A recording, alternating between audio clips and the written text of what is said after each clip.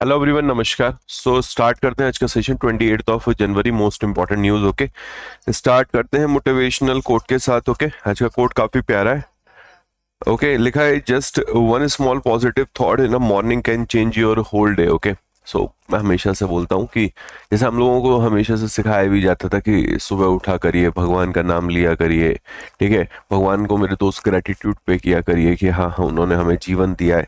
हर एक चीज के लिए हमें बचपन से सिखाया जाता है। जब हम सरस्वती विद्या मंदिर में पढ़ते थे, शिशु मंदिर में पढ़ते थे, तो हमारा एक सब्जेक्ट ही होता था सदाचार का, और उसमें बस यही चीजें सिखाई जाती थी।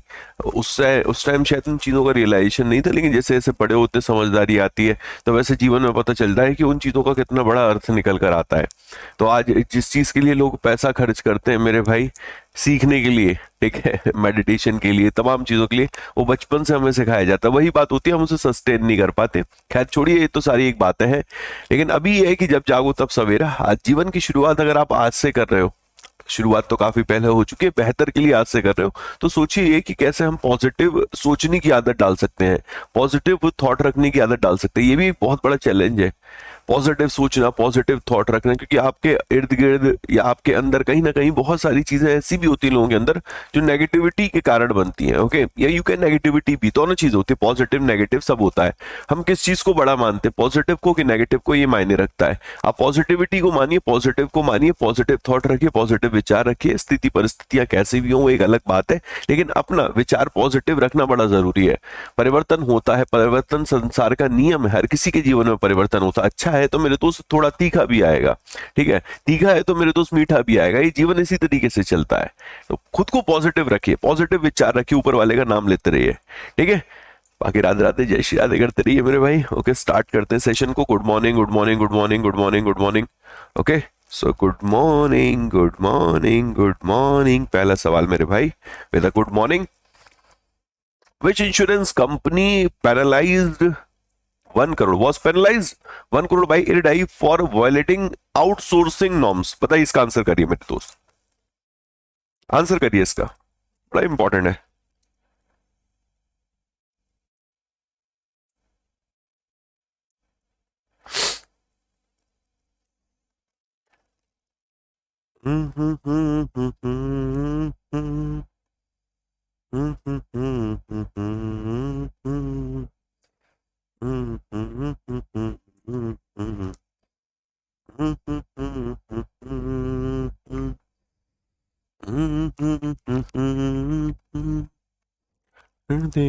आंसर बनेगा मेरे भाई यहाँ पर ऑप्शन नंबर अपना 3। ओके, ये गलत लिखा हुआ है, option number 3 is right answer.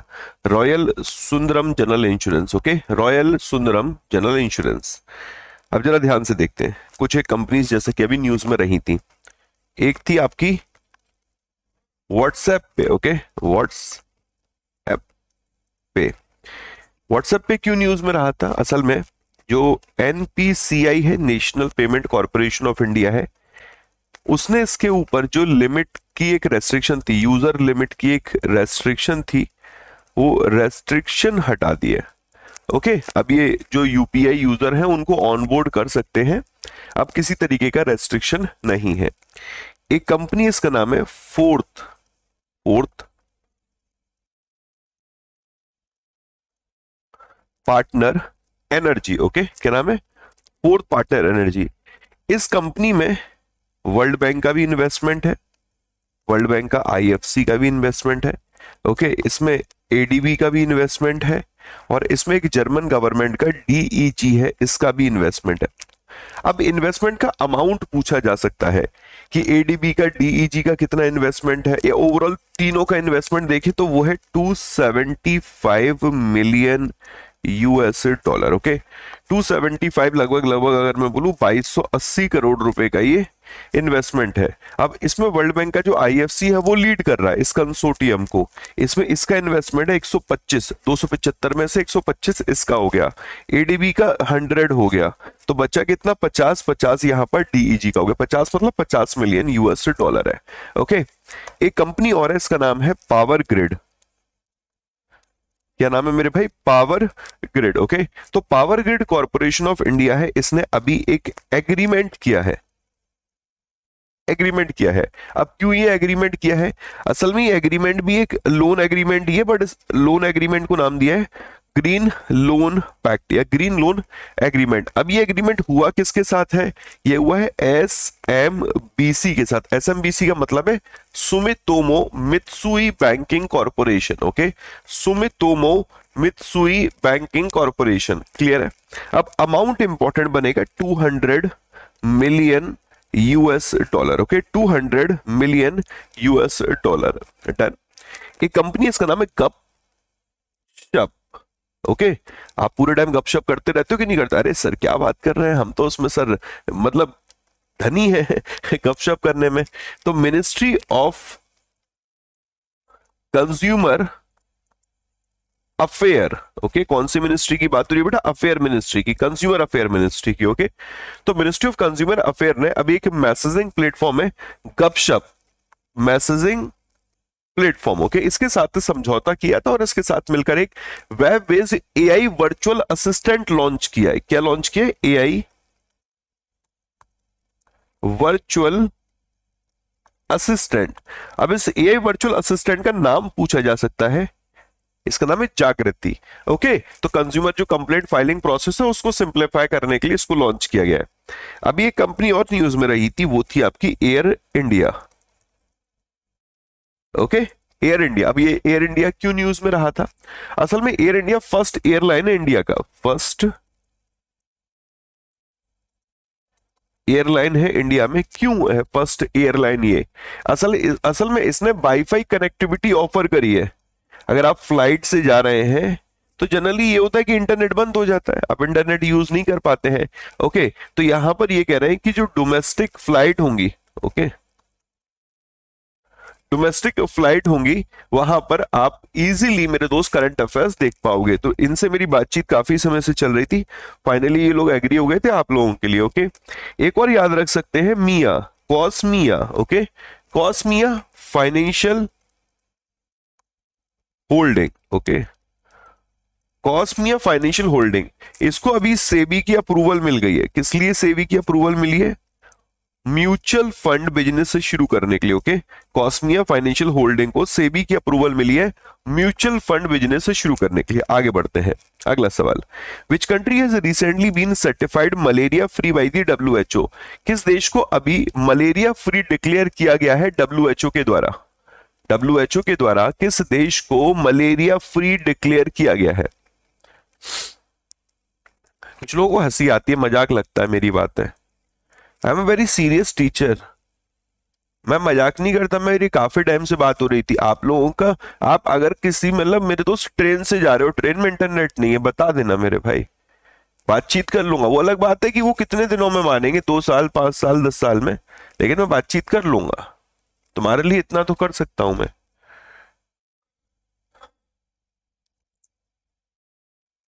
चलो, यहां पर आंसर बनता है जॉर्जिया। जॉर्जिया की कैपिटल है टिबिलिसी। Okay, Tbilisi. करेंसी यहां पर चलती है लारी। ओके, श्रीलंका की कैपिटल श्री जयवर्धनेपुरे कोटे, करेंसी रुपी। ओके, यहां पर थाईलैंड की कैपिटल बैंकॉक, करेंसी भाट। फिलीपींस की तुम लोग बताना यार, मेरे को याद नहीं आ रही, इसकी मनीला है, पीसो, आई डोंट नो मेरे भाई। मलेशिया की कैपिटल है कुआलालंपुर, करेंसी यहां पर रिंगिट चलती है। Okay, Kuala Lumpur currency ringgit. अभी कुछ एक देश न्यूज में रहे हैं, जैसा कि अभी हम लोगों ने पढ़ा था, एक आयरिश पीएम का नाम, ओके, रीअपॉइंट हुए ये, तो ये देश न्यूज में आ गया। आयरिश पीएम का नाम क्या है मेरे दोस्त? Martin, M Martin. आप मार्टिन याद रख लो, इतने से अपना काम हो जाएगा। ठीक है, मार्टिन मेरे दोस्त। एक देश है, इसका नाम है वनुआतु। ओके, वनुआतु है ना, वनुआतु। भारत ने इसको 5 लाख यूएस डॉलर दिया है। सोचो कितना है मेरे भाई, 5 लाख यूएस डॉलर। असल में यहां पर मेरे दोस्त अर्थक्वेक आ गया था। क्या आ गया था? अर्थक्वेक, और यहां के लोगों को सपोर्ट की जरूरत थी, तो भारत ने कहा don't worry I am coming, तो भारत मेरे दोस्त वहां पर पहुंच गया। ओके, अभी इंडोनेशिया, जैसे अर्थक्वेक की बात हुई तो इंडोनेशिया की भी बात कर लेते हैं। यहां पर एक वॉल्केनो है मेरे दोस्त, वो इरप्ट हुआ था, फट गया था। यहां पर हर दूसरे दिन एक वॉल्केनो फट ही जाता है मेरे भाई, इसका नाम है माउंट इबू। ठीक है, इबू मेरे भाई। Okay, mount Ibu. अभी चाइना भी न्यूज में रहा था। ओके, आज एक न्यूज भी इससे रिलेटेड है। ओके, चाइना न्यूज में क्यों रहा था? इसने वर्ल्ड का पहला, विश्व का पहला, वर्ल्ड का फर्स्ट 30 मेगावाट का प्योर हाइड्रोजन गैस टरबाइन, इसका परीक्षण किया था। इसको याद रखना, चाइना ने अभी वर्ल्ड का पहला फर्स्ट 30 मेगावाट का प्योर हाइड्रोजन गैस टरबाइन का परीक्षण किया। इसका नाम पूछा जा सकता है, इसका नाम है जुपिटर। जुपिटर, ओके, जुपिटर 1 ने इसको नाम दिया गया। वर्ल्ड का largest single unit pure hydrogen generator set है। असल में ये भी हो सकता है पूछ ले कि इसको बनाने वाली कंपनी का नाम क्या है। क्या नाम है मेरे भाई? अड्डा 247? नहीं नहीं नहीं नहीं नहीं मेरे भाई, क्या नाम है इसका? इसका नाम है मेरे दोस्त मिंग यांग। ओके, मिंग यांग हाइड्रोजन। ओके, मिंग यांग हाइड्रोजन, मिंग यांग हाइड्रोजन। है कि नहीं गजब न्यूज? निश्चित तौर पे एग्जाम में आने वाली है मेरे भाई, निश्चित तौर पे, कोई रोक ही नहीं सकता, मतलब कोई भी नहीं रोक सकता, इसे आना ही है एग्जाम में। ओके, अभी हाल फिलहाल एक देश है, इसका नाम है नाइजीरिया। नाइजीरिया की कैपिटल है अबूजा, करेंसी चलती है यहां पर नायरा। इसने अभी ब्रिक्स, ओके, ब्रिक्स को यहां पर as a partner country join किया है। कैसे? As a partner country. Okay, तो ब्रिक्स को यहां पर, BRICS Brazil, Russia, India, China, South Africa, इसकी फुल फॉर्म बनती है। ओके, और इसको अभी यहां पर एज अ पार्टनर कंट्री किसने ज्वाइन किया है? तो आंसर बनता है मेरे दोस्त नाइजीरिया ने। ओके, चलिए आगे बढ़ते हैं मेरे दोस्त। Which statement about Ujjivan small finance bank universal bank application are correct? निम्न में से कौन सा स्टेटमेंट करेक्ट है? बताइए मित्रों। स्मॉल फाइनेंस बैंक इस टाइम का बहुत मेरे दोस्त हॉट टॉपिक है। रीजन है, स्मॉल फाइनेंस बैंक के लिए और यूनिवर्सल बैंक के लिए अभी एक कमिटी भी बनाई गई है। कमिटी किस लिए बनाई गई है? कि universal bank, small finance bank की जो एप्लीकेशन आएंगी उसको इवेल्युएट करने के लिए। और इस कमिटी के जो अध्यक्ष बने हैं उनका नाम है M.K. जैन। M.K. जैन साहब जो अध्यक्ष बनाए गए, ये डेप्यूटी गवर्नर भी रहे, farmer deputy governor of reserve Bank of India. Okay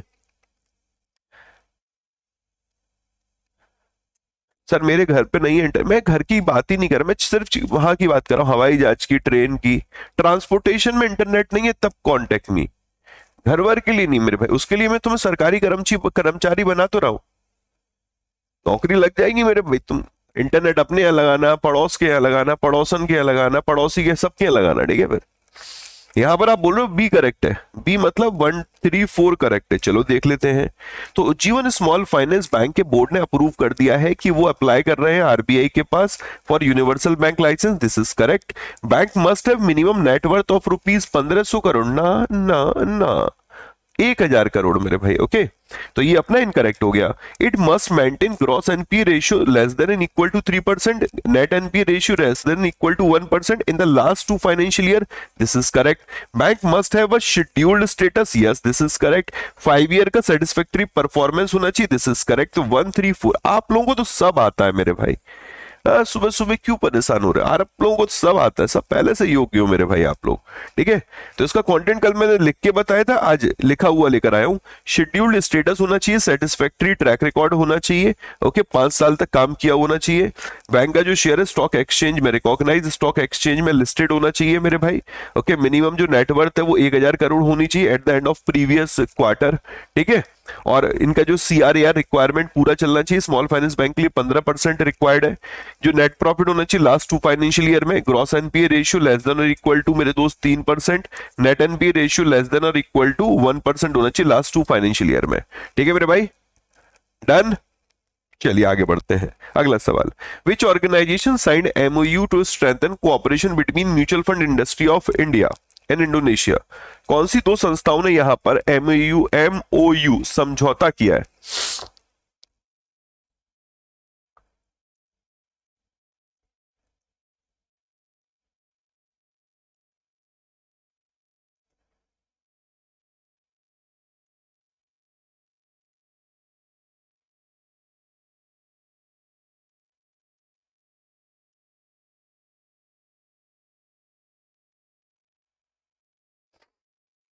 असल में इंडोनेशियन डेलीगेशन इंडिया में आया था। ओके, तो उस दौरान ही एग्रीमेंट हुआ था, association of mutual fund in India and Indonesia investment manager association. Okay, Indonesian investment manager association, इन दोनों के बीच में समझौता हुआ था। Who become the youngest player since Jim Courier to win back to back Australian open man single title in 2025। अभी Jannik Sinner ने जीता था ये टाइटल। ओके, जेनिक सिनर ने हराया किसको था, ये भी बड़ा मायने रखता है। किसी को आइडिया? अरे सर क्या पूछ लिए सर, इतना इजी सवाल। Alexander. Okay, Alexander Alexander Zverev. Okay, Alexander Zverev. याद रखिएगा मात्र 23 वर्षीय हैं ये जो जीते हैं जेनिक सिनर। ठीक है, इटालियन है, इटली से यंगेस्ट मैन है जिन्होंने अभी ऑस्ट्रेलियन ओपन जीता है with a trophy with 2 years in a row. मतलब 2 ईयर्स मतलब हो गया कि लगातार पिछले बार भी ये जीते थे, इस बार भी ये जीते हैं। ओके, जिम कुरियर के बाद वो 1992-93 में जीते थे। Who won the Australian Open women's double title in 2025 marking her 10th Grand Slam doubles crown along with her partner Taylor Townsend. मतलब है क्या कि अभी हम लोगों ने ऑस्ट्रेलियन ओपन देखा, ऑस्ट्रेलियन ओपन में हम लोगों ने मेन सिंगल देखा, वीमेन सिंगल देखा, अब हम लोग यहां पर देख रहे हैं वीमेंस डबल। ओके, और वीमेंस डबल टाइटल जीता किसने है, उनका नाम पूछा है। इन्होंने जिनके साथ मिलकर जीता उनका नाम है Taylor. Okay, Taylor Townsend, Taylor Townsend मेरे भाई। Any idea? सोचिए सोचिए।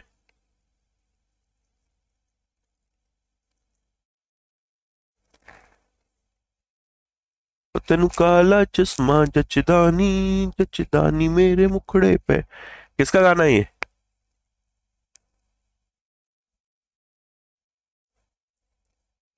कैटरीना। ओके, कैटरीना मेरे भाई, कैटरीना स्नेकोवा। ओके, कैटरीना स्नेकोवा। क्लियर है बेटा? अच्छा, इन्होंने हराया किसको था, किसी को आइडिया है मेरे भाई? सुवी। ओके, सुवी।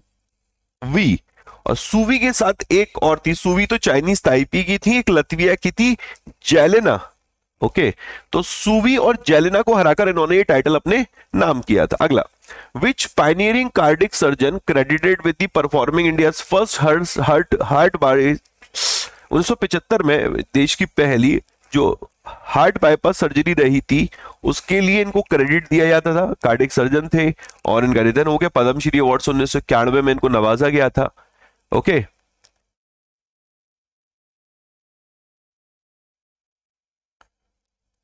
क्या नाम है इनका? तो इनका नाम है मेरे दोस्त के एम चेरियन। ओके, के एम चेरियन। कोशिश करो कि ऑबिचुरीज को ना लास्ट के लिए मत रखो। आप में से काफी ऐसे हैं जो ऑबिचुरीज को लास्ट के लिए रखते हैं, अरे यार इतना इंपॉर्टेंट नहीं है, बाद में पढ़ लेंगे। और बाद मेरे दोस्त कभी नहीं आता है, ठीक है, बाद कभी लौट के नहीं आता। जैसे कि एक बहुत बड़ी ऑबिचुरी रही थी, इनका नाम है राजगोपाल। ओके, राज गोपाला या राजा गोपाला चिदम्बरम। चिदम्बरम। ओके, अब ये डॉक्टर राजा गोपाला चिदम्बरम है कौन, जिनका निधन हो गया? तो ये मेरे दोस्त एक न्यूक्लियर साइंटिस्ट थे, न्यूक्लियर साइंटिस्ट थे। Okay, former principal scientific adviser थे। ओके, इनको पद्मश्री अवार्ड से नवाजा गया था, पद्मश्री अवार्ड से। कल ही मैंने एक सेशन लिया पद्म अवार्ड के ऊपर, समय मिले तो देख लेना। ओके, इनको पद्म विभूषण अवार्ड से नवाजा गया था, पद्म विभूषण अवार्ड से। ओके, 1999 में। ओके, ये एटॉमिक एनर्जी कमीशन है, उसके चेयरमैन भी रह चुके हैं। ओके, एटॉमिक एनर्जी कमीशन के। इवन इनके बारे में बात करें तो बार्क का आप लोगों ने नाम सुनोगा, बार्क। ये बार्क के भी डायरेक्टर रहे हैं। बार्क मतलब वही Bhabha atomic research centre, Bhabha atomic research centre. Okay, even ये लॉन्गेस्ट सर्विंग, ये लाइन और याद रखना मेरे भाई, ये मतलब एक तरीके से बोले तो लॉन्गेस्ट सर्विंग ये पीएसए रहे थे। लॉन्गेस्ट सर्विंग मतलब सबसे लंबे समय तक इन्होंने प्रिंसिपल साइंटिफिक एडवाइजर के तौर पे काम किया था। बात समझ में आ रही है? ठीक है, चलो आगे बढ़ते हैं मेरे दोस्त। एक ही पढ़ लेते हैं, एक ही में इतने सारी चीजें आ गई हैं। Next, which statement about UPI UPS under NPS are correct? इसके ऊपर भी मैंने एक सेशन कर रखा है, समय मिले तो उसको देख लेना मेरे भाई। निम्न में से कौन सा यूपीएस के बारे में करेक्ट है? ओके, यूनिफाइड पेंशन स्कीम के बारे में करेक्ट है।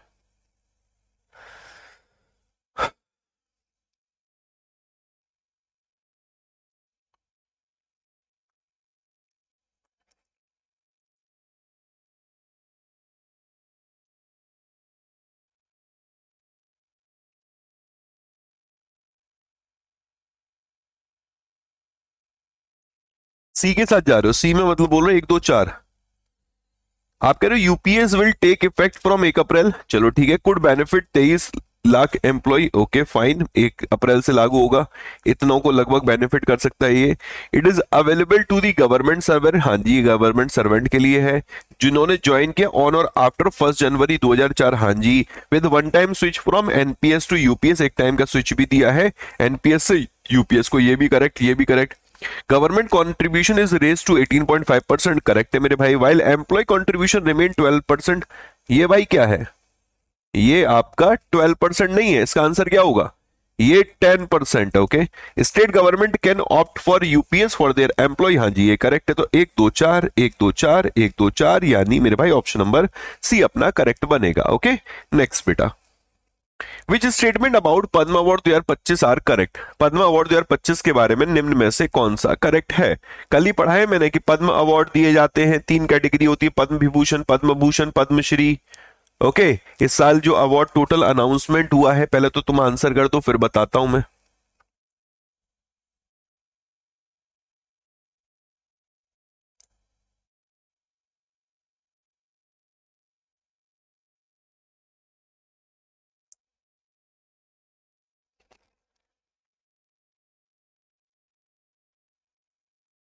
टेलीग्राम पीडीएफ के लिए आपको डाउनलोड करना पड़ेगा। जीए बाय आशीष गौतम, बिना स्पेस दिए सर्च करना। इसमें डेली करंट अफेयर्स की आपको पीडीएफ मिल जाती है, क्लास की लिंक मिल जाती है, कुछ भी चेंजेस होते हैं क्लास व्लास के उसमें उसका अपडेशन आपको मिल जाता है। 1,27,500 बच्चे हो चुके हैं। ओके, चलो यह आंसर क्या बनेगा अपना? Option number B. चलो कैसे है बी, उसको भी देख लेते हैं। Padma award conferred in 3 categories. Okay, Padma Vibhushan, Padma Bhushan, Padmashri, second highest, third highest and fourth highest. Correct. In 2025 इस वर्ष में टोटल 149 नहीं 139 awards have been approved including 1 due case. Okay, तो ये अपना इनकरेक्ट है। The breakdown include 7 Padma Vibhushan correct है, 19 पद्म भूषण करेक्ट है। तो 7 और 19 मेरे भाई 103 नहीं है, ये 113 है, तभी जाके तो 139 बैठेगा। 113 में 7 जोड़ोगे 120, 20 और 19 मेरे भाई 39। ये जो लिस्ट है इसमें 23 महिलाएं हैं, 10 फॉरनर, एनआरआई, पीआईओ, ओसीआई। ये अपना करेक्ट है। तो पहला और चौथा अपना करेक्ट हो जाएगा। पहला और चौथा अपना मेरे भाई करेक्ट हो जाएगा। समझ में आया? क्लियर हुआ? मजा आया कि नहीं आया? पहले तो ये बताओ, मजा आ रहा है? आनंद आ रहा है कि नहीं आ रहा है? अरे सर गजब का आनंद आ रहा है। ये मेरे बोलने से नहीं होगा, तुम लोग बोल के बताओ कि हाँ सर बहुत आनंद आ रहा है। अपने मन ही मन में बोल लो, मत टाइप करो, मत मेरे दोस्त ठंडक में सर्दी में हाथों को बाहर निकालो रजाई से। हाँ हाँ। बस सुनते रहो, बस मन ही मन में बोलो हाँ हे प्रभु आनंद आ रहा है। तो चलिए और आनंद लेते हैं। ये जो 7 पद्म विभूषण अवार्डी हैं, इनके नाम को याद करने की कोशिश करते हैं। Okay, 7 Padma Vibhushan awardee. Okay, कौन मेरे भाई? ये जो 7 पद्म विभूषण अवार्डी, इन्हीं पे करते हैं अभी। अभी पहले एक साथ इतना नहीं कर सकते, तो हौले हौले धीरे धीरे, हौले हौले धीरे धीरे, हौले हौले धीरे धीरे मेरे भाई सबको पकड़ लेते हैं कि भाई ये फलाने फलाने व्यक्ति रहे थे, इनको अवार्ड दिया गया, ये फलाने फलाने व्यक्ति रहे थे, इनको अवार्ड दिया गया। तो उनमें आप कुछ कुल मिलाकर सिर्फ 7 पढ़ो, ज्यादा नहीं। चलो सबसे पहले कौन सा पढ़ना चाहेंगे आप? सोचिए सोचिए किसको, तुम भी तो तुक्का मारो यार, थोड़ा मैं भी फाइट मारता हूं, मैं भी सोचता हूं, तुम भी सोचो। तो सबसे पहले मेरे दोस्त लिखते हैं हम लोग D N Reddy. Okay, D N Reddy ji का नाम है डी नागेश्वर रेड्डी। ओके, ये एक गैस्ट्रोलॉजिस्ट है। कौन है मेरे भाई? गैस्ट्रो, तो नाम ऐसा है ना मेरे भाई।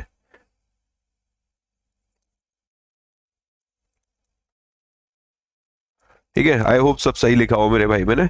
GASTROENTERO, okay, TEROLOGIST। असल में जो पेट और जो आंतों से जुड़ी बीमारियों का इलाज करने वाले डॉक्टर होते नहीं है, उनको बोलते हम गैस्ट्रोनोलॉजिस्ट। ओके, अब ये मेरे भाई अभी इनको सम्मानित किया गया पद्म विभूषण अवार्ड से। 2-4 बार पढ़ेंगे याद हो जाएगा। एक नाम और याद रखना हम लोगों को, जगदीश सिंह खेहर। ओके, जगदीश सिंह खेहर, ये देश के 44th, वैसे याद करने की रटने की कोशिश करोगे याद नहीं को, थोड़ा थोड़ा उनके बारे में पढ़ लो। 44th chief justice of India. Okay, 44th chief justice of India. Clear? इनको मेरे भाई मेडिसिन के क्षेत्र में दिया गया। यही तो एग्जाम का पार्ट बनता है, यही तो एग्जाम का पार्ट बनता है, किस क्षेत्र में ये सम्मानित हुए हैं। ये तो बहुत इजी है, DN रेड्डी साहब का नाम पूछ ले कि दुब्बूर नागेश्वर रेड्डी साहब, इनको किस क्षेत्र में दिया गया, मेडिसिन। जगदीश सिंह खेहर साहब मेरे भाई, ओके, जगदीश सिंह साहब, इनको किस क्षेत्र में दिया गया, पब्लिक अफेयर के क्षेत्र में। ओके, किस अफेयर के क्षेत्र में मेरे भाई, पब्लिक अफेयर के क्षेत्र में इनको सम्मानित किया गया है। बात समझ में आ रही है? असल में यही वो व्यक्ति हैं जो पहले फर्स्ट सिख मेरे दोस्त चीफ जस्टिस ऑफ इंडिया बने थे। इवन इन्हीं के कार्यकाल के दौरान दो बड़ी बातें रही थी, दो चीजों को लेकर जजमेंट रहा था, तलाक को लेकर, वो भी कौन सा, ट्रिपल तलाक को लेकर। ओके, ट्रिपल तलाक, साथ ही साथ जो राइट टू प्राइवेसी वर्डिक्ट था, राइट टू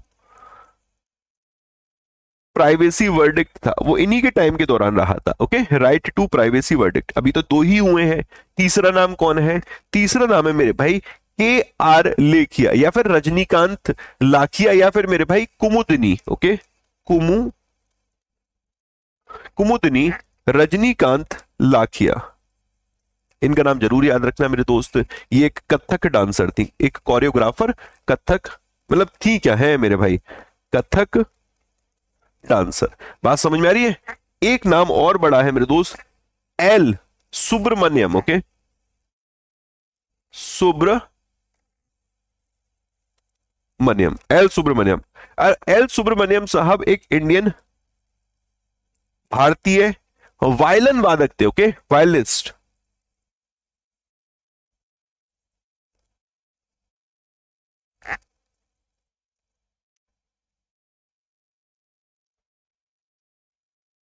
ठीक है, तो ये एक वायलिन बजाते थे, वायलिन वादक थे मेरे भाई।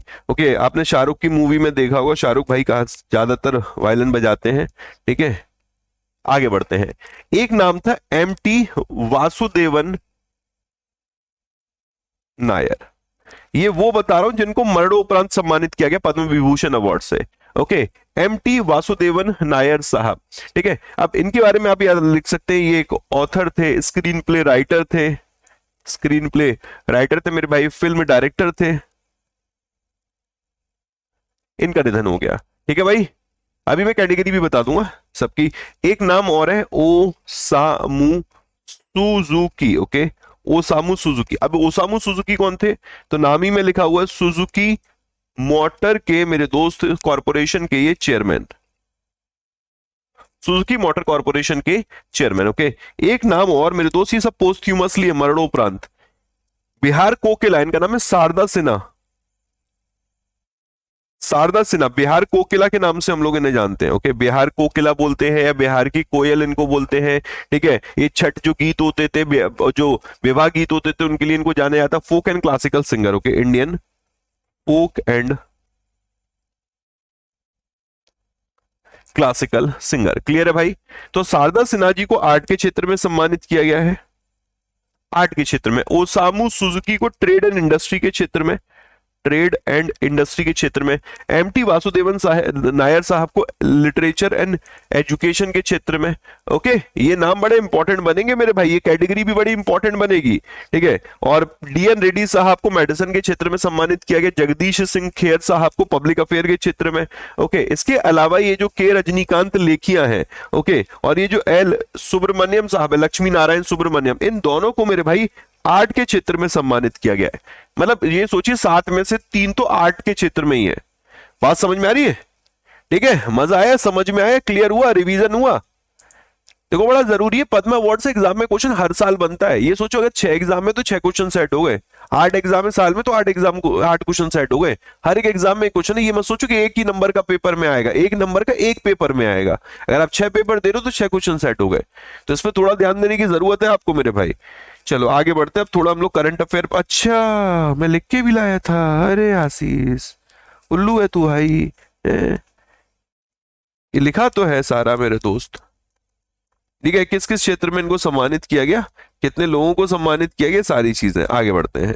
ठीक है next, Uttarakhand first state after Goa to implement UCC. अब आप कहोगे सर क्या पगला गए हो हैं, गोवा, आपने आगे तो लिखा हुआ है कि Uttarakhand become first state to implement UCC, यहां लिख रहे हो मेरे भाई Uttarakhand first state after Goa to implement UCC. समझते हैं, यूनिफॉर्म सिविल कोड की बात कर लेते हैं। आज के समय में हमारे देश में हम लोग कहते हैं हम सब एक हैं, तो हमारे देश में फिर कानून क्यों नहीं एक है? हमारे देश में कानून भी एक होना चाहिए, सभी धर्मों पर एक ही तरीके से सारी चीजें लागू होनी चाहिए, उसके लिए है यूनिफॉर्म सिविल कोड। अब यूनिफॉर्म सिविल कोड को लागू करने वाला स्वतंत्रता के बाद, इंडिपेंडेंस के बाद मेरे भाई उत्तराखंड पहला है, उससे पहले से गोवा में चला रहा है, तो इसको समझना ध्यान से मेरे दोस्त, बड़ा इंपॉर्टेंट है और एग्जाम का पार्ट बनना ही है। ठीक है, उत्तराखंड गवर्नमेंट सेकंड स्टेट है मेरे भाई। चलो पहले मैं यहां से पढ़ा देता हूं, फिर इस वाले पेज पे आऊंगा।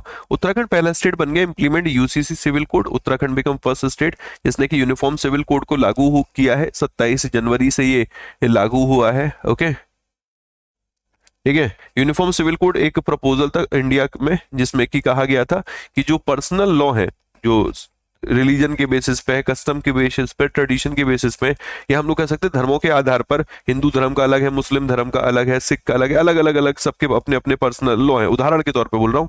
इन सबको रिप्लेस करेगा यूनिफॉर्म सिविल कोड और एक कॉमन लॉ होगा सभी के लिए, बजाय इसके कि रिलीजन क्या, आपका कास्ट क्या है, क्रीड क्या है, सेक्सुअल ओरिएंटेशन क्या है, जेंडर क्या है, ये सारी बातें एक तरफ, सिर्फ हमारे देश में एक ही कानून होगा। बात समझ में आ रही है मेरे भाई?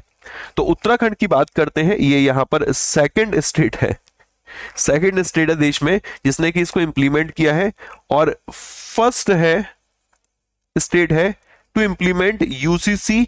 Okay, after independence. ओके, यही कह सकते हैं आफ्टर, यानी कह सकते हैं इंडिपेंडेंट इंडिया में, इंडिपेंडेंट इंडिया में लागू करने वाला ये पहला है। गोवा की आप बात देखेंगे, गोवा में पहले से चला रहा है। Goa continued with its colonial era UCC when it become a part of India in 1961, then it was a union territory. देख लीजिए मेरे भाई,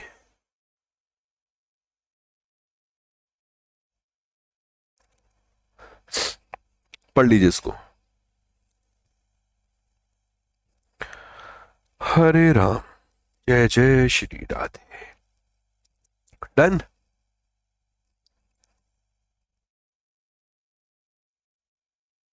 अब ये लिखा हुआ है कि गोवा फॉलो करता है UCC based on the Portuguese civil code of 1867।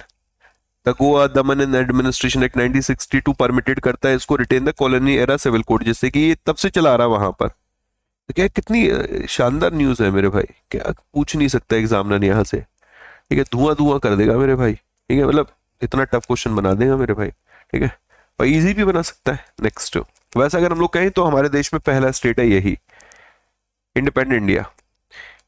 Next, अच्छा उत्तराखंड के बारे में भी पढ़ लेते हैं, लगे हाथ मेरे दोस्त, काफी टाइम हो गया हम लोगों ने उत्तराखंड के नेशनल पार्क्स का रिवीजन नहीं किया। किसी को आइडिया उत्तराखंड में नेशनल पार्क्स कौन कौन से हैं? सर है तो बड़े बढ़िया नेशनल पार्क, लोग घूमने भी जाते हैं। एक नेशनल पार्क है यहाँ पर, Jim Corbett. Okay, Jim Corbett बड़ा बढ़िया नेशनल पार्क है। ठीक है, जिम कॉर्बेट। एक है यहाँ पर गंगोत्री, गंगोत्री। ओके, एक है गोविंद। तो जिम कॉर्बेट हो गया, एक गंगोत्री हो गया, एक गोविंद हो गया, एक हो गया Nanda Devi national park. Okay, एक है आपका राजाजी नेशनल पार्क। ओके, एक है आपका वैली ऑफ फ्लावर्स। याद रहेगा ये? नहीं याद रहे तो कोशिश करो, 2-3 बार पढ़ लो मेरे दोस्त, सारी चीजें याद होने लगेंगी। उत्तराखंड में एक फेस्टिवल भी सेलिब्रेट किया जाता है, क्या नाम था उसका यार? हाँ, फूल देई फेस्टिवल। ओके, फूल देई फेस्टिवल। एक बड़े फेमस सिंगर है मेरे दोस्त उत्तराखंड के, बड़े यंग है मेरे भाई। अगर किसी को नाम वाम याद हो उनका, ठीक है, बस इतना याद रख लो, इतने से अपना काम हो जाएगा। उत्तराखंड में एक लेक भी है मेरे दोस्त, फेमस लेक भी है, ठीक है, एक है Bhimtal lake. Okay, Bhimtal lake. Okay, तो ये तो स्टैटिक हो गया। भीमतल लेक उत्तराखंड में, फूलदेई फेस्टिवल उत्तराखंड का, Jim Corbett, Gangotri Govind, Nandadevi, Rajaji, valley of flowers national park आपके उत्तराखंड के हो गए। नेक्स्ट मेरे भाई हरिवंश शर्मा जी। देखो मैंने आपको बोला था कि जो ये अवार्ड दिए गए हैं, कौन से वाले अवार्ड, पद्म अवार्ड 139 लोगों को दिया गया। 139 में आप पद्म विभूषण याद कर लोगे, पूरा रट्टा मार लोगे, पद्म भूषण पूरा रट्टा मार लोगे। आई 1960-26 से चलो हौले हौले धीरे धीरे, हौले हौले धीरे धीरे लपेट लेंगे सारा। लेकिन पद्मश्री कैसे करोगे, 113 है, 113 113 मेरे भाई, कैसे करोगे बताओ, कैसे करोगे? नहीं करेंगे सर, स्किप कर देंगे, यही तो करोगे। नहीं, उसमें उठाओ फेमस नेम, अश्विन, रविचंद्र, अरिजीत भाई को दिया गया, अश्विन भाई को दिया गया है, जो जो फेमस नेम है, जो आपके समझ में आ रहे सिर्फ उतना कर लो अभी। उसके बाद जो मैं ये कराता चलूंगा ना हौले हौले धीरे धीरे, बीच बीच में जो न्यूज में आते रहेंगे, मुझे आर्टिकल्स में मिलते रहेंगे, अरे यार ये तो फेमस नेम है जिनको पद्म श्री अवार्ड दिया गया है, वो मैं अपनी तरफ से कराता रहूंगा। जैसे ये है हरि राम शर्मा, ओके, हरिमन शर्मा। हरिमन शर्मा जी एक एप्पल मैन ऑफ इंडिया के नाम से जाने जाते हैं भाई, एप्पल की खेती करते हैं इसलिए एप्पल मैन ऑफ इंडिया के नाम से जाने जाते हैं, और इनको पद्मश्री अवार्ड से यहाँ पर सम्मानित किया गया है, transforming Apple cultivation in India. Okay done. Bharat में सेब की खेती में बदलाव लाने के लिए भारत के सेब पुरुष हरिमन शर्मा को पद्मश्री से सम्मानित किया गया। इस साल पद्मश्री 113 लोगों को दिया गया है, ठीक है। चलो, तो हरिमन शर्मा एक फार्मर है हिमाचल प्रदेश से। कहां से बेटा? हिमाचल प्रदेश से। पद्मश्री अवार्ड से नवाजे गए हैं इंडियन एग्रीकल्चर में, जो इनका कंट्रीब्यूशन है इसके लिए। इन्होंने अभी एक एप्पल की वैरायटी एक डेवलप की, इसका नाम है HRMN। ओके, HRMN 99, बस आप इसका नाम याद रख लेना। न्यूज बहुत इंपॉर्टेंट है, मतलब मैं बोल रहा हूं एग्जाम में अगर पद्मश्री अवार्ड से पूछा जा रहा है, 2 सालों से लगातार पूछा जा रहा है, तो वो कहीं ना कहीं किसी ना किसी व्यक्ति को ऐसे को उठा रहे हैं जो न्यूज में रहे हो, उन्हीं को उठा रहे हैं। तो आपको भी कोशिश यही करनी है कि भैया जी अगर वो इनको उठा रहे हैं तो हम भी उठा लेते हैं, ठीक है। चलो लगे हाथ हम लोग हिमाचल प्रदेश के नेशनल पार्क भी उठा लेते हैं। हिमाचल प्रदेश में कौन कौन से नेशनल पार्क है? एक तो है great Himalayan, okay, great Himalayan national park. Okay, एक है आपका pin valley national park. Okay, एक है आपका, कहीं गलत हो तो करेक्ट कर देना मेरे भाई, इंदर किला। ओके, इंदर किला।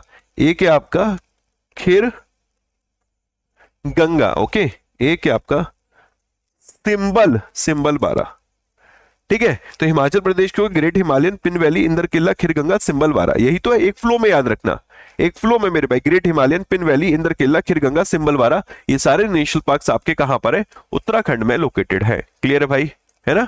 अरे क्या यार गलत पढ़ा रहा, उत्तराखंड में नहीं, ये आपके हिमाचल प्रदेश में लोकेटेड है। ओके, अच्छा, हिमाचल प्रदेश में भी एक फेस्टिवल मनाया जाता है, उसका नाम है फगली फेस्टिवल। Okay, Fugly. एक फेस्टिवल लोसार है, लोसार तो अरुणाचल प्रदेश में भी मनाते हैं, लद्दाख में भी मनाते हैं, ठीक है। फगली फेस्टिवल, लोसार फेस्टिवल, ये आपके फेस्टिवल है दोनों, ये आपके हिमाचल प्रदेश में मनाए जाते हैं, ठीक है भाई। आ रहा है कि नहीं आ रहा समझ में? मजा आ रहा है कि नहीं आ रहा? देखो आनंद आना चाहिए, तो अब तो बढ़िया लगेगा। ऐसे ही बस सत्यनारायण की कथा की तरह सुन रहे हो, चलो फिर भी चल जाएगा काम मेरे भाई, ठीक है, कोई दिक्कत नहीं। लेकिन मैं कोशिश ये करूं कि अगर थोड़े पुराने हो चुके हो तो समय निकाल कर मेरे भाई या तो लिख कर पढ़ना शुरू करो, पीडीएफ से रिवीजन शुरू करो, अरे शुरू करो, आनंद तभी आने वाला है। आगे बढ़ते हैं। जसप्रीत बुमराह को आनंद आ गया। क्यों आनंद आ गया? भैया जी ने ICC men's test cricketer of the year award जीता है, ठीक है। अब देखो हमारे देश में ना अगर कोई बहुत बेहतरीन बॉलर्स रहे हैं और कोई बहुत बेहतरीन बॉलर्स आगे रहेंगे, ओके, उनमें मेरे दोस्त इनका नाम हमेशा याद रहेगा कि हाँ भैया मतलब बेहतरीन रहे हैं। अनिल कुंबले साहब, ठीक है, जवागल श्रीनाथ साहब, जहीर खान, ठीक है, ग्रेट बॉलर रहे हैं।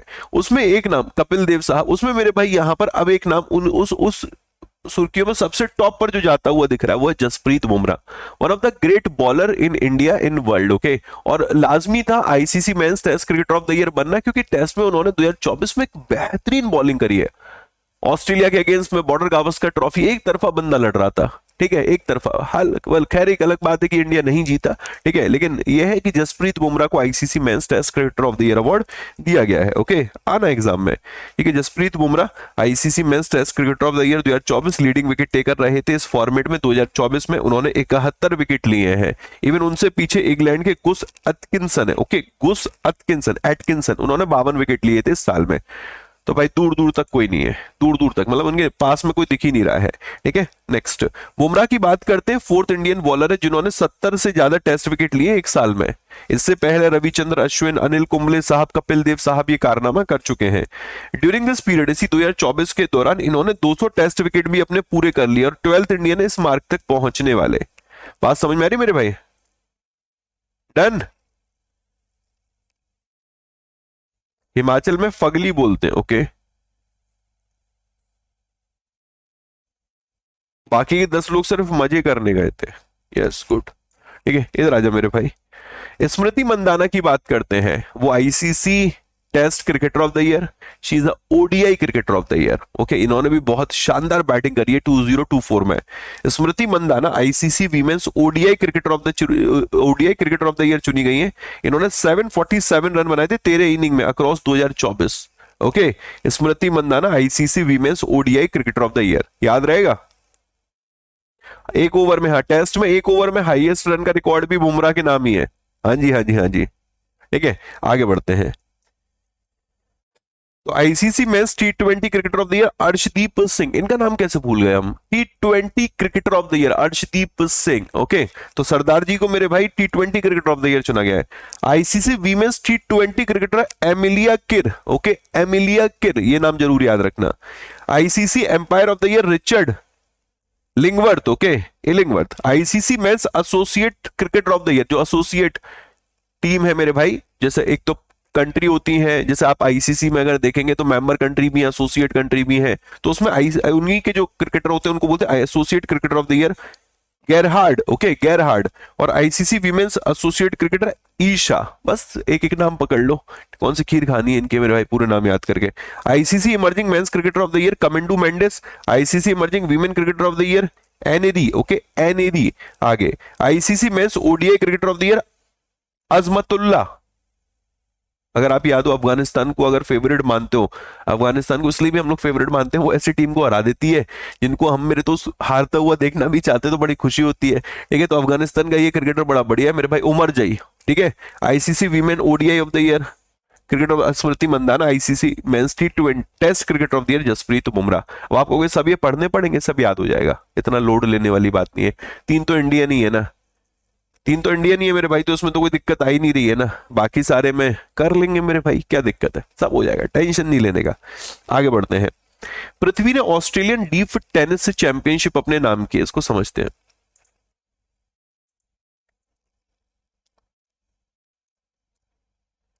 ठीक है, इनका नाम है पृथ्वी सेकर। ओके, इन्होंने अपनी परफॉर्मेंस को फिर से रिपीट किया है और जो अभी ऑस्ट्रेलियन ओपन रहा था उसमें डीप जो टेनिस चैंपियनशिप रही थी उसको ये जीत गए। और भाई ने किसको हराया? भाई ने हराया है ओलिवर ग्रेव को। ओलिवर ग्रेव कहां से है? ये फ्रांस से है। ठीक है भाई, समझ में आ गया। तो रिजल्ट लास्ट में लिखा हुआ है, ये देखिए लास्ट में लिखा है पृथ्वी बीट ओलिवर ग्रेस। ओके, और ये Oliver grace is from finance. Okay, ये फाइनेंस कह रहा हूं, फ्रांस है मेरे भाई। डन डन डन, बढ़िया। आगे यार, ये एमओयू इंपॉर्टेंट इसलिए क्योंकि इंडोनेशिया जो है ना वो भारत में अभी आ रखा था। भाई इंडोनेशिया के प्रेसिडेंट अपने रिपब्लिक डे परेड के दौरान बतौर चीफ गेस्ट रहे थे। Okay, Prabowo Subianto. इंडोनेशिया के साथ हमने म्यूचुअल फंड के क्षेत्र में समझौता कर लिया। इंडोनेशिया के साथ भारत की एक्सरसाइज भी होती, गरुड़ शक्ति, समुद्र शक्ति मेरे भाई। ओके, अब इंडोनेशिया के साथ भारत ने एआई के क्षेत्र में समझौता किया है। और हमने बोला है कि ए इंडोनेशिया तू टेंशन क्यों लेता, अपन है ना एआई के क्षेत्र में, अपन तेरे को बड़ा कर देंगे, टेंशन मत ले, तेरे यहाँ एआई रिवॉल्यूशन हम लेकर आएंगे, तेरा भाई है तेरे यहाँ पर एआई में मेरे दोस्त काम करेगा, तेरा भाई है ना, इंडिया ने उसको बोल दिया। उसके लिए यहाँ पर एलॉन ओएस का समझौता हुआ है इंडोनेशिया बेस्ड इंडोसेट के साथ। एलॉन ओएस का काम ही ये है कि दूसरों को यहाँ पर एआई के क्षेत्र में आगे बढ़ाना। ओके, तो समझना, जरा ध्यान से समझना मेरे दोस्त। तो यहां पर देखते हैं इंडियन टेक फर्म है, इसका नाम है एलॉन ओएस। ओके, क्या नाम है बेटा, एलॉन ओएस। और इसने अभी एक इंडोसेट ऑरिडो हचिसन, अरे हचिसन ओके, इंडोसेट के साथ समझौता की, शॉर्ट में पढ़ लो, इंडोसेट का एलॉन ओएस के साथ समझौता हुआ, एक इंडिया की और एक इंडोनेशिया की। किस चीज के लिए, इंडोनेशिया का जो आर्टिफिशियल इंटेलिजेंस इकोसिस्टम है उसको ट्रांसफॉर्म करने के लिए एक सेंटर ऑफ एक्सीलेंस बनाया जाएगा जकार्ता में, और उसमें एक Chinese firm deep seek okay, ये यहां पर पार्टनर होगी। असल में न्यूज में भी चल रही है, ये न्यूज में भी चल रही है, ठीक है। क्यों न्यूज में चल रही है, असल में हुआ क्या है कि चाइना बेस्ड जो ये डीप सीक है, रिसेंटली इसने अपना एक एआई मॉडल लॉन्च किया है, डीप सीक R1 ओके। और एक मेरे दोस्त जो इसका राइवल नहीं है ओपन एआई, उसका चैट जीपीटी, उसका एक बहुत बड़ा ये राइवल के तौर पर देखने को मिल रहा है। बहुत इंपॉर्टेंट न्यूज है ये वाली भी, ये समझ लो मैंने दो न्यूज को यहां पर एक ही न्यूज में क्लब कर दिया है, इस तरीके से भी आप समझ सकते हो। बात समझ में आ रही है मेरे भाई। तो यहां से एग्जाम में आपको निश्चित तौर पे सवाल देखने को मिलेगा, कोशिश करना। वैसे तो मैं इसके बारे में फिर से पढ़ा भी दूंगा एक बार और, जब भी मेरे को समय मिलेगा मेरे भाई, जब भी मैं न्यूज लेकर आऊंगा। ये डीप सीक मतलब ऐसे पूछ लेगा कि जैसे ये एक्स किसका है मेरे भाई, ये वाई किसका है, ये जेड किसका है, ये ए किसका है, ये बी किसका है, इस तरीके से पूछ लेगा और लिख देगा उसके बगल में मेरे भाई कोई भी, और बोलेगा इसमें से रॉन्ग वन एलिमिनेट करो। वो आपको याद रखना होगा। ओके, तो AI for Indonesia and India powered by Indosat and Aeon AOS है, नॉट एलॉन ओएस है, एओन ओएस है मेरे भाई, आई है ये, एलॉन नहीं है,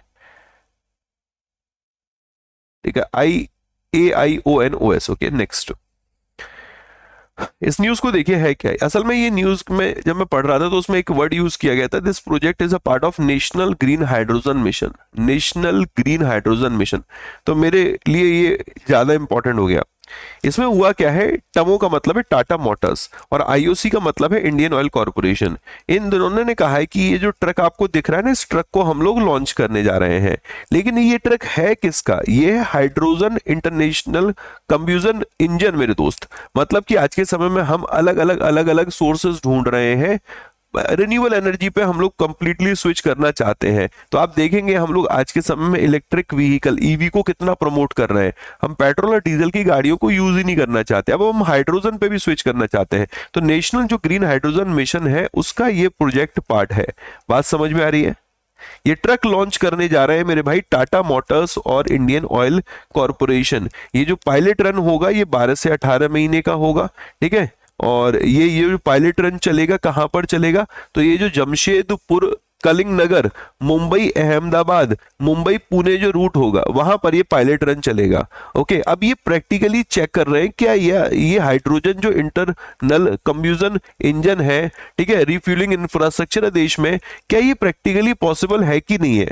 तो ये कहते हैं कि इसकी कॉमर्शियल वायबिलिटी को चेक करने के लिए, ओके, कॉमर्शियली कितना ये मेरे दोस्त पॉसिबल होगा, ओके, उसकी वायबिलिटी को चेक करने के लिए यहां पर ये इसका ट्रायल रन कराया जा रहा है, ठीक है। तो ये जो प्रोजेक्ट है नेशनल ग्रीन हाइड्रोजन मिशन के तहत है। ओके, ट्रायल रन जो होगा वो कहां से स्टार्ट होगा, जमशेदपुर कलिंगनगर मुंबई अहमदाबाद मुंबई पुणे रूट पर। ओके, टोटल अराउंड 15 व्हीकल होंगे जिनको डिप्लॉय किया जा रहा है अक्रॉस 3 रूट। अब इस वाली न्यूज में देखने में तो बड़ी हैवी सी लग रही है, कुछ है नहीं है। कौन सी तो कंपनीज है वो पढ़ सकते हैं, ठीक है। एक ट्रक है, ठीक है, ये पढ़ सकते हैं, first hydrogen truck pilot project है, इस लाइन को जरूर याद रखना, ठीक है। First hydrogen and this is a part of national green hydrogen mission. किस रूट पर पायलट रन हो रहा है इतना पढ़ना है, और इसके अलावा दिमाग लगाने की अभी जरूरत नहीं है बिल्कुल भी, ठीक है भाई, डन। नेक्स्ट, अब यहां से एक चीज निकल कर आई है इस न्यूज से, आपके लिए होमवर्क में ये बनता है, नेशनल ग्रीन हाइड्रोजन मिशन क्या है। अपने नोट्स में लिख लो कहीं पर भी टॉप पर कि इसके बारे में आपको पढ़ना है, national green hydrogen mission. Any how कभी भी समय मिले इसके बारे में पढ़ो, ऑलरेडी मैं तो बता चुका हूं, लेकिन अपने लेवल पे भी एक बार पढ़ो, यहां से क्वेश्चन रिपीट होते हैं। नेक्स्ट देखिएगा, CUB, यार इस बैंक के बारे में मैं क्या बताऊं, इसको हमेशा मैं पढ़ाता हूं और इसको अवार्ड्स मिलते हैं। IBA बैंकिंग टेक अवार्ड मिला है for second consecutive year. Okay, तो ये जो सिटी यूनियन बैंक है, सिटी जो यूनियन बैंक है मेरे दोस्त, इसने टोटल मिलाकर यहां पर 7 अवार्ड जीते हैं 20th annual technology conference expo and citation के दौरान। ओके, ये इवेंट रहा तो मुंबई में रहा था, इसने 7 अवार्ड जीते। असल में ये सेकंड कॉन्जिक्यूटिव ईयर है कि इसने ऑल 7 कैटेगरीज में जीता है। ये सेकंड कॉन्जिक्यूटिव ईयर है जब इसने 7 मेरे दोस्त कैटेगरी में जीता है। बात समझ में आ रही है कि नहीं? गजब न्यूज मेरे दोस्त। इंडियन बैंक एसोसिएशन है, इसने ये अवार्ड प्रेजेंट किए थे, ये लाइन भी इंपॉर्टेंट बनेगी। ओके, ये जो अवार्ड है ये टी रविशंकर साहब के द्वारा दिए गए थे, जो कि डेप्यूटी गवर्नर है रिजर्व बैंक ऑफ इंडिया के। विजय आनंद साहब को दिया गया था, जो कि सिटी यूनियन बैंक के एग्जीक्यूटिव डायरेक्टर है। तो किसने अवार्ड दिया, किसको अवार्ड दिया, ये याद रख सकते हैं।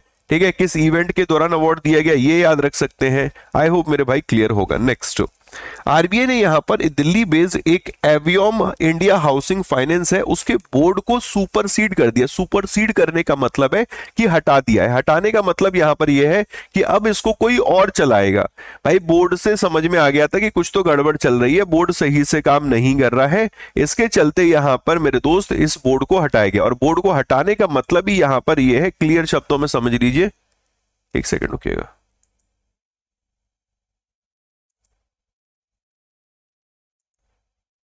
कि कुछ तो मेरे दोस्त लोचा रहा होगा तब इसको हटाया गया। ठीक है, चलो आगे बढ़ते हैं। तो RBI supersede the board of directors of Delhi based avium India housing finance. ठीक है, गवर्नेंस कंसर्न के चलते। ओके, और इन पाया गया था कि जब इंस्पेक्शन हुआ, जब ऑडिटर्स ने बताया कि पेमेंट जो ऑब्लिगेशन था उसमें डिफॉल्ट देखने को मिला है, और डिफॉल्ट के चलते यहां पर भाई इन डायरेक्टर्स को, बोर्ड ऑफ डायरेक्टर्स को हटा दिया गया। अब रामकुमार साहब जो है ये एडमिनिस्ट्रेटर अपॉइंट किए गए हैं। आरबीआई एक्ट 1934 के तहत एक सेक्शन है, सेक्शन 45Z(I)E सबसेक्शन 2, उसके तहत दी गई पावर्स का इस्तेमाल करते हुए यहां पर राम कुमार को, जो कि एक्स चीफ जनरल मैनेजर है पंजाब नेशनल बैंक के, एडमिनिस्ट्रेटर बनाया है। अब वो यहां पर इसको देखेंगे, इस संस्था को देखेंगे। स्लाइस का मर्जर हुआ था north east small finance bank के साथ। अब स्लाइस कह रहा है कि north east small finance bank को सिर्फ नॉर्थ ईस्ट तक सीमित नहीं रखना है, इसको हमें एक्सपेंड करना है। अब इसका पहले तो नाम बदलने की परंपरा शुरू हो रही है, अब इसका नाम होगा स्लाइस स्मॉल फाइनेंस बैंक। तो fintech major Slice will rebranded Slice small finance bank limited. Okay, north east small finance bank के मर्जर के बाद। बात समझ में आ रही है? इसका नाम होगा Slice small finance bank limited. News important है भाई ये। नेक्स्ट, अब जो यूपीआई शेयर है डिजिटल पेमेंट में, ये भी बढ़ गया। इस न्यूज को गौर फरमाते हैं, न्यूज बहुत इंपॉर्टेंट है ये वाली मेरे दोस्त। ये 2024 का कंप्लीट डेटा इन्होंने दिया है, 2024 का। क्या डेटा दिया है? ये कहना है कि जो यूपीआई है, यूनिफाइड पेमेंट इंटरफेस है, उसका जो टोटल डेटा है, ओके, जो कंट्रीब्यूशन है या फिर कहें यूपीआई जो शेयर है, वो बढ़ गया है। ओके, अगर हम लोग कंपेरिजन करें 2019 में, 5 ईयर्स फ्रॉम टुडे, ओके, 2019 का कंपैरिजन करें, तब इसका शेयर था 34%, अब यहां पर इसका शेयर हो गया 83%। बात समझ में आ रही है? मतलब ये शेयर किसकी बात हो रही है? इन डिजिटल पेमेंट, इन डिजिटल पेमेंट। अब पहले डिजिटल पेमेंट में कोई और वे होगा भाई ट्रांजेक्शन करने का, लेकिन अभी तो वे कंप्लीट यूपीआई है। 2019 में 34% हिस्सेदारी थी, 24 में मेरे भाई ये 83% हो गई है। As per the data from the Reserve Bank of India payment system report, जो आरबीआई की पेमेंट सिस्टम रिपोर्ट रही है, उसके हिसाब से हम लोग बात कर रहे हैं। Okay, done. अब आप जैसे अदर जो देखेंगे, अदर में कौन सा है? एनईएफटी है आपका, आरटीजीएस है, ओके, आईएमपीएस है, क्रेडिट या फिर डेबिट कार्ड है। ठीक है, इनका शेयर डिक्लाइन हो गया है। जहां 2019 में इनका शेयर 66% होता था, वही 2024 आते आते इनका शेयर मात्र 17% पे रह गया है। बात समझ में आ रही मेरे भाई? इन 2024 ही अगर हम लोग देखते हैं, अकेले 2024 में, तो इंडिया में 208.5 billion, okay, digital payment transaction हुए हैं। डिजिटल मतलब आज के समय में हमारे देश में कैश इस्तेमाल धीरे धीरे कम होता चला गया है मेरे भाई। ओके, अब यूपीआई के आने के बाद से तो डिजिटल पेमेंट ट्रांजेक्शन 208.5 बिलियन कि मतलब इतने ट्रांजेक्शन हुए थे, ये नंबर्स की बात हो रहा है, इतने नंबर्स में ट्रांजेक्शन हुए थे। और उसमें भी देख सकते हैं यूपीआई 2024 में 83% शेयर होल्ड करके बैठा है, जो पहले 34% पे था। और बाकी के अगर आप देखें NEFT, RTGS, IMPS, debit credit card, इनका शेयर 66% था 19 में, 24 में आके ये 17% पे टिक गया है मेरे भाई। क्लियर है दोस्त?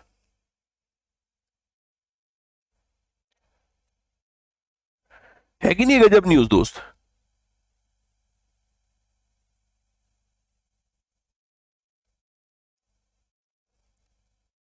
चलिए आगे बढ़ते हैं। नेक्स्ट आरडीसीएल, एक इसके बारे में वैसे मैं कल बताऊंगा, फिर थोड़ा सा पढ़ा देता हूं।